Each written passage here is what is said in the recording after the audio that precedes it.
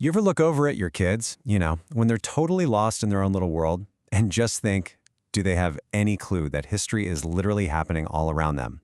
Well, today, we're going to break down a really interesting piece from Trader Dad's called Blissful Ignorance. It makes the case that right now we are living through one of those massive world-changing shifts, and our kids, well, they're just as blissfully unaware as we were the last time it happened. Okay, so let's jump right in. The world on the left? That's probably familiar to a lot of us. It's the world we grew up in, right? Defined by the Cold War ending, trade going global, this feeling of growing stability.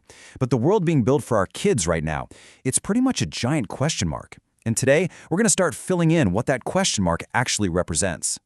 And this just hits home, doesn't it? The author points out that as the Berlin Wall was coming down in 1989, he was 4 years old, probably glued to the TV watching cartoons. And that's so true for most of us. We were wrapped up in our own small but very important worlds, totally oblivious to the tectonic plates of history shifting right under our feet. It's such a powerful reminder of perspective. So here's the game plan for today. We're going to start by looking back at 1989 to really get what a true paradigm shift feels like.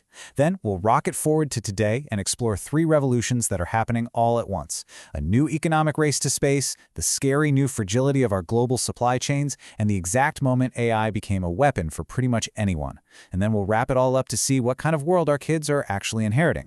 First up, the echoes of 1989. Because, to really grasp how big the changes are now, we have to go back and look at the last time the world was completely remade from the ground up.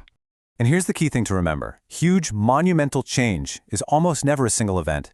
The fall of the Berlin Wall, that wasn't the end of the story. It was the starting pistol. It kicked off this incredible chain reaction that completely redrew the world map and changed all the rules of power in just a couple of years.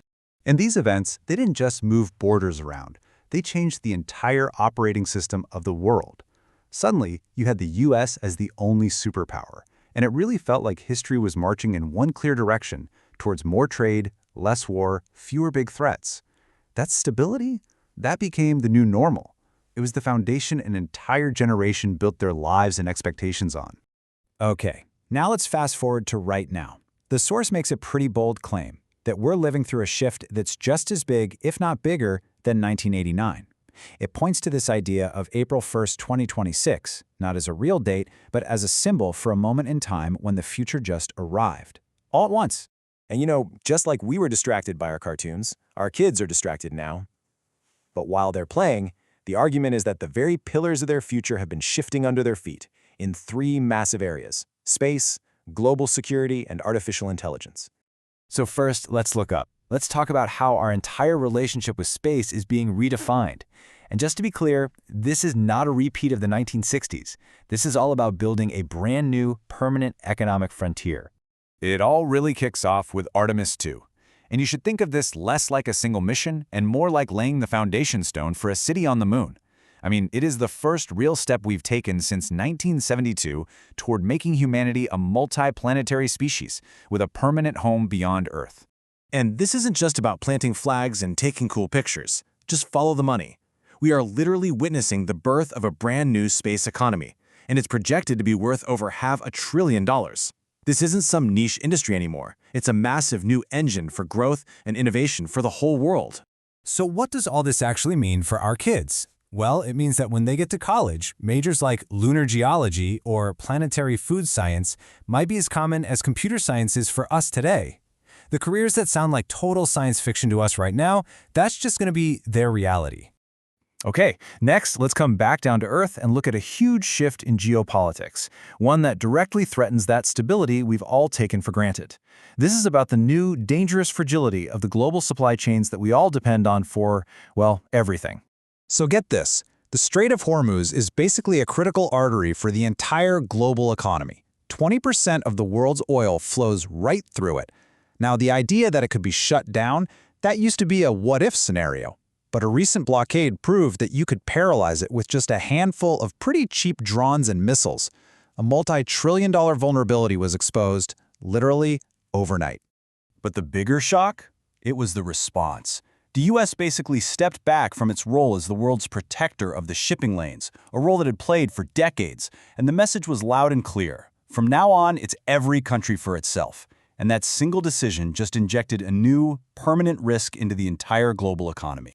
And this right here is where geopolitics hits your kitchen table. This new fragility, it's not some abstract concept. It translates directly into a permanent risk of inflation.